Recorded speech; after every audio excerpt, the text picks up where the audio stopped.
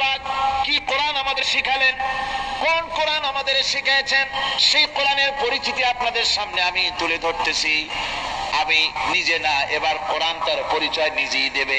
কেউ যদি কোরআনের কাছে জিজ্ঞাসা করে, কোরআন তুমি কোথা থেকে নাজিল হয়েছ, কে তোমাকে নাজিল করেছে, এই প্রশ্ন যদি কেউ কোরআনের কাছে করে, কোরআন নিজেই তার জবাব দিতে পারে কিনা?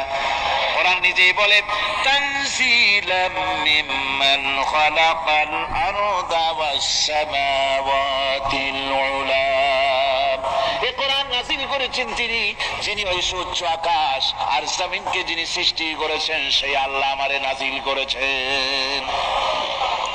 কোরআনের কাছে কেউ যদি প্রশ্ন করে, ও কোরআন এই পৃথিবীতে নাজিল হওয়ার আগে তুমি কোথায় ছিলে, কেউ যদি প্রশ্ন করে, কোরআনে কারীম নিজের পরিচয় শোনায়, আমি কোথায় ছিলাম শোনো। বাল হুয়া কুরআনুম মাজিদুন ফি লাউহিম মাহফুজ।